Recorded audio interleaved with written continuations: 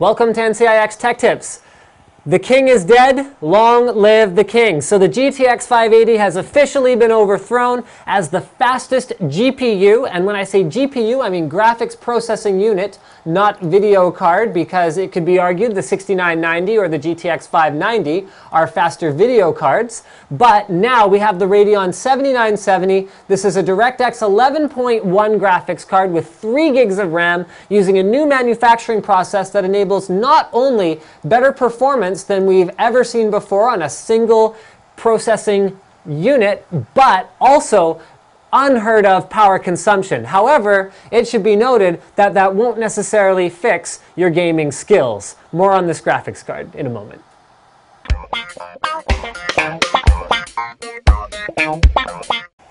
Now this new GPU from AMD, the 7970, is able to, using 28 nanometer manufacturing technology, squeeze over 4 billion transistors into a GPU.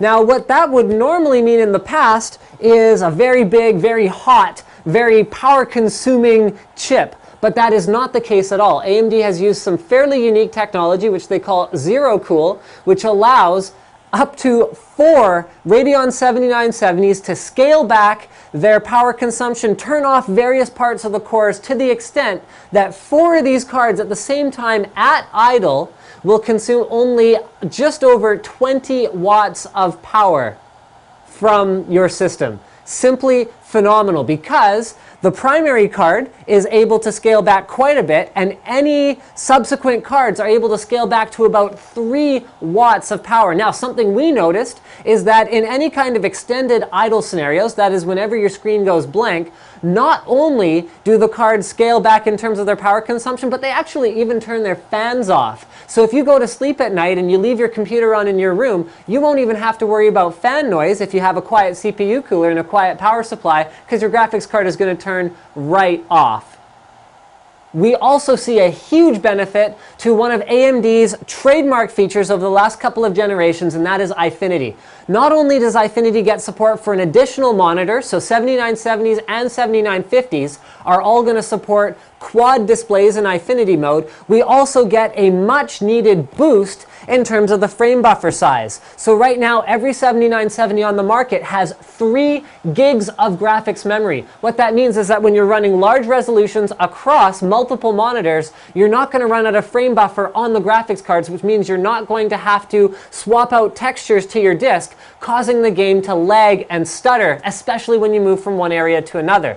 This is especially important for Crossfire users, because most users believe that if they take 2 gig graphics cards, remember most of the last gen ones were 2 gigs for the high end, they think that they're getting 4 gigs of graphics memory in Crossfire, but they're not, because both of those cards have to load the same textures because of the way they work together. So now, when you run 2 7970s in Crossfire mode, you have 6 gigs of total memory, or you have 3 gigs each, but they both have to have the same textures. 3 gigs is going to be all the difference in the world when you're running at 3 times 1080p in Eyefinity mode to keep performance at its best. Now let's talk performance. Now I did say the old king was dead. The GTX 580 has been cleanly beaten pretty much across the board by anywhere from about 15 to 20 plus some odd percent.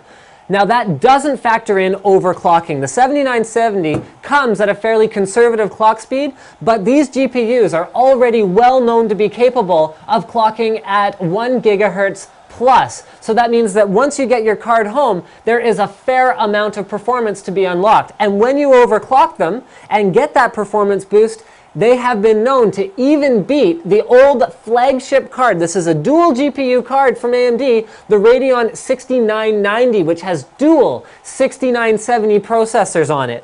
So what that means is we've got a single GPU that is extremely efficient at idle, performs like a beast, is fairly quiet for a high-end card, and yeah, basically just cleans up. I mean, if you guys want something that you can compare against at home, we're using the Comrades level here in Battlefield 3. You saw us running that at the beginning of the episode. We've also got all of the details set to the Ultra preset, which means we have 4 times anti-aliasing, 16 times anisotropic filtering. We've got motion blur on, everything cranked to Ultra at 1080p, and we are getting frame rates in a firefight situation that are well in excess of 100 FPS. That means not only, well, you can run way above the refresh rate of any screen in Battlefield 3, but what it also means is that when it's time to split that out into 3 times 1080p, you can expect somewhere in the neighborhood of about 65 to 70 FPS when you blow up the resolution so big. So that means it's got plenty of power for single monitor,